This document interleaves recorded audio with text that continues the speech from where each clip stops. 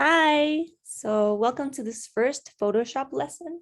We will be going through the basic things that we need in order to open the files correctly, in order to export files correctly, and a few things so you can start playing with Photoshop and understanding how the program works. So to begin with, my Photoshop is 2021 version. Probably you have another version, which is just fine. Some things will look a little bit different, but the basics are still there. Okay, so to begin with, we will open a new file. So we go to File, New, Archivo Nuevo in Spanish. And here we have some sizes that are there by default. So for example, if we go to print, we can see letter size. We can start working with that. We have the size and we have the resolution, which means the quality of the image. Whenever we need to print, we will use the resolution at 300 and the color mode is fine as RGB. So I'll just leave it exactly as it is as default. I can put a name here and just create a new artboard. So we can see here is our artboard. And we will talk a little bit about the space inside the Photoshop now so we can understand it better. To the left here, we have the tools. We will be seeing some of these tools today. When we click on some of these tools, new things appear in this top area. So as soon as we start clicking, new things appear. We will be seeing some of those as well. This basic tool is to move things around. So it will be there for the moment. Moving here to the right side, to the right bottom, we have the layers panel in which we have begun with a background. Just to take in consideration, Photoshop works like layer on top of layer, so like a sandwich. Imagine you're doing a collage. You begin with your background, with your paper, and then you start adding piece by piece. So this is how it's going to work. A few things to see here are, for example, this eye that makes the layer either appear or disappear. Sorry, one second. Okay, so it makes the layer either appear or disappear. Before it used to be locked as well. So this means you can't really move anything here. If you want it locked, you can leave it like that. Or if you want to move the layer, do something, you can unlock it with this little lock. We also have here some buttons. We have, for example, create a new layer. So we have a new layer. This layer is empty. Whenever you see these little squares, it's transparency or emptiness. So we have a white layer, and on top of that, we have a transparent layer. Just to try out, and you can see how the layers work, we will go here and we will pick some of the tools you can expand by clicking here. And we can have the paint bucket with the color I have chosen here. If you want to change the color, you can double click and change the color. Okay, I can open a new layer with a new color. So you can notice how the layers work. Pick a color and put it. So right now we have 3 layers. The background, on top of that, we have light blue layer, and on top of that, we have a purple layer. If we take the eye out, then we are visualizing the light blue layer. And if not, the purple one is covering. Here, by just clicking and moving it down, we can switch the order so we can see which layers are the ones that are appearing. So you have a better idea. I can come here again to the tools and look for the, one second, for the eraser. Can't find it right now. Let's see.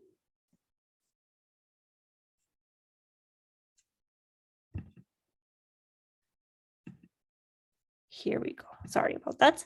We have the eraser tool. So once we start erasing, the bottom layer appears. If we take out this one, then we see the white one. If we take out the white one, we see transparency. So this is just an idea so you can start practicing and taking in consideration what happens to the layers.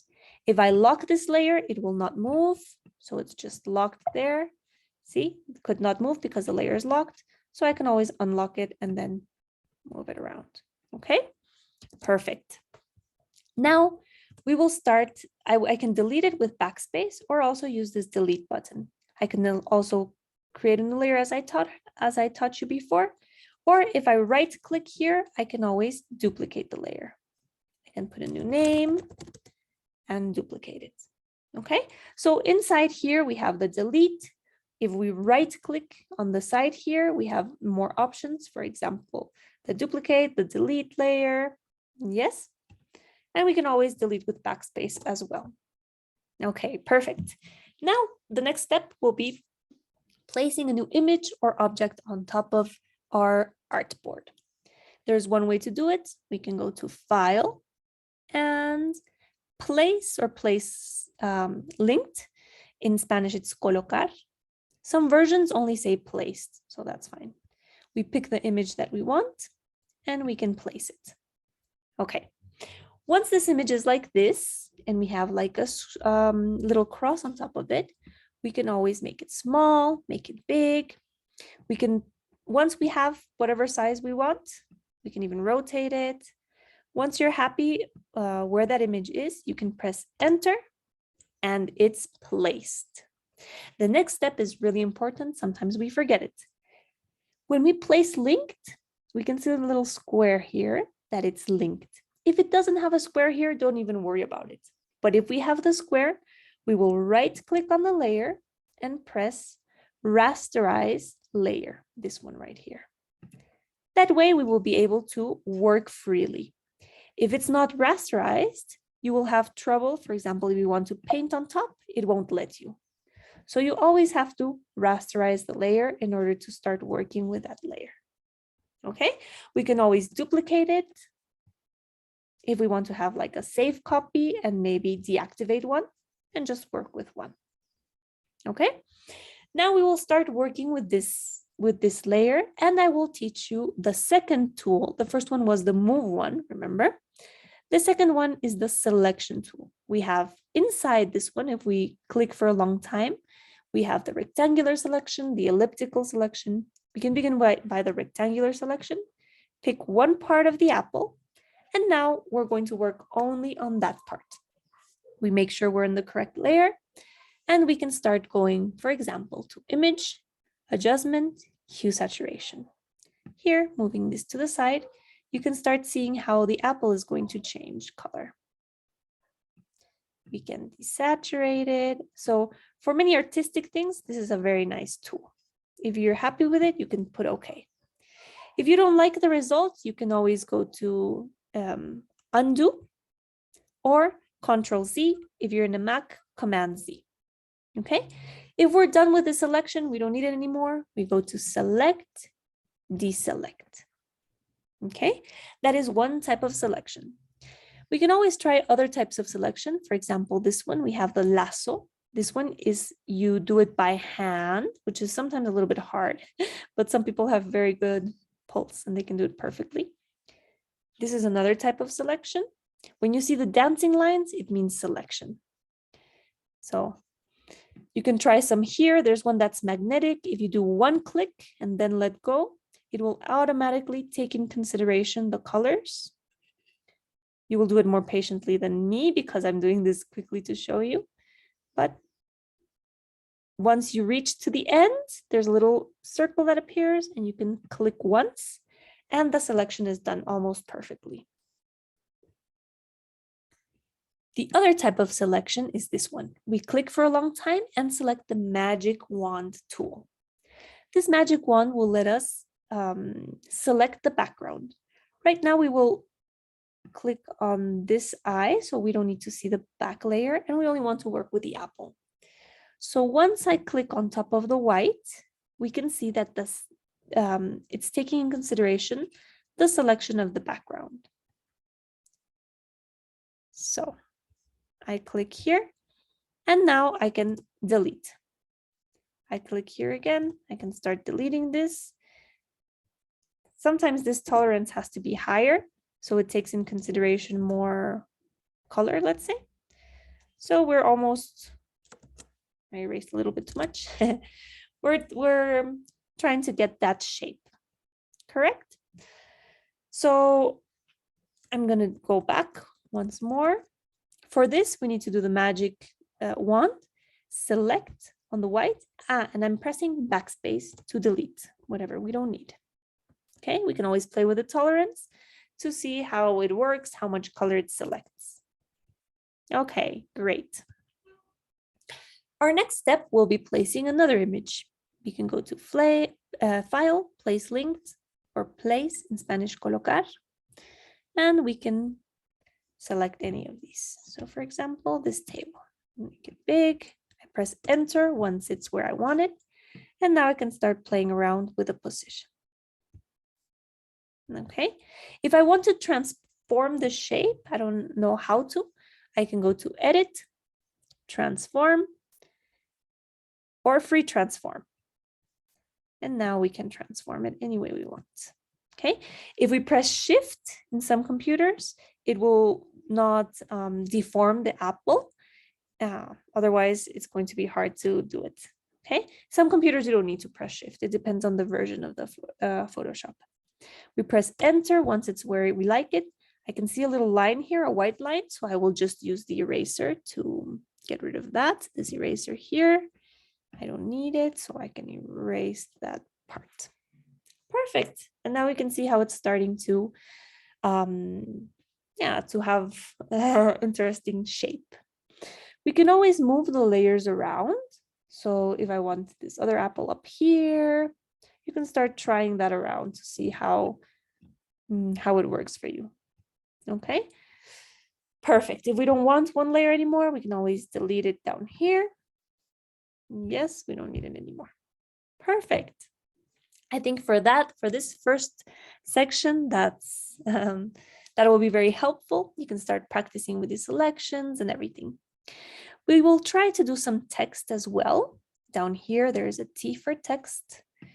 We just do a box and you can start typing. Make sure it's in the correct size.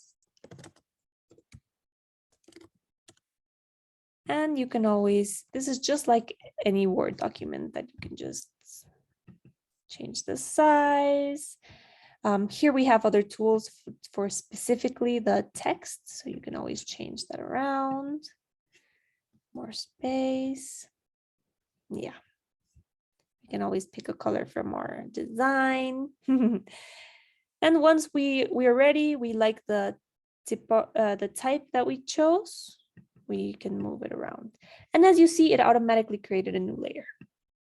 So that's always nice. Okay, great. We will move on to the second thing we have done, which is saving this properly. Okay, once we have the design where we want it, we have to save it in two formats. The first one will be a Photoshop format, which is File, Save As, Save on your computer.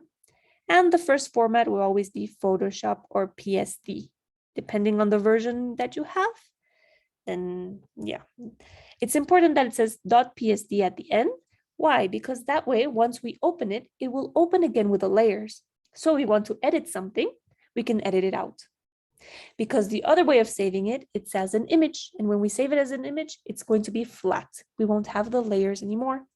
But the image is a good way to save if we want to take it, for example, to the printing, or if we want to put it in our portfolio, on our, let's say, PowerPoint portfolio, then it works like that. We go to File, Save As, Save on your computer. In yours, it will appear automatically like this, and you can save as a JPEG, which is the image. So if we save it as a JPEG, it's just an image and it's done. Perfect. We will move to the second practice now, which is some corrections in the face. So this time, instead of putting a new artboard, I will open one directly and I will open the picture that I have. I already know it's good quality, so I can work with this picture. Okay. It's very important that we don't go overboard, because it's nice to see also real faces. But if we want a little thing, maybe even if it's not from a face, but if we want to fix, let's say, a furniture that has a little scrape and our client needs it perfectly, then we're going to use these tools. The first thing, as you have seen, when it opens directly, it's opened as a background. So I will duplicate this one. And we will always have the background as a safe layer there. We can turn it off because we don't need it. Now we will use a new tool. That is the, give me 1 second, healing brush tool. Okay, this one is a little band-aid. It can be, because sometimes this changes, so you have to look for it. Healing brush tool. And what we will do is look for an area of skin that doesn't have any like pores or anything. And we press Alt, click once, only one click. We let go of the Alt, and then we can start painting on top. It will use the information it has from the skin that doesn't have imperfections and start fixing a little bit, the parts that you want to fix. Okay. Now, if you want to see how it looked before and how it looks now, you can always use the eye. Okay. That is all for the first class. We can also save it as we want to. We can do a little bit of more selections if you want to explore. Here in the Magic Wand tool, we also have a quick selection tool. We can, for example, select the eye and then maybe try changing the color a little bit, image adjustments, hue saturation like we did before. And you can just play around a little bit. So with all the new information that you have, you can start exploring, playing around, and just having this first view of what Photoshop is and all of the things you can do with it. Thank you so much. Don't forget to save your file as a PSD first, so you can always go back and change it around. And also as a JPEG, so you have it ready to take to the printing place, or you're ready to print it out from your own house printer. Okay, that will be all. Please let me know if you have any questions. I'll always be happy to help. Bye.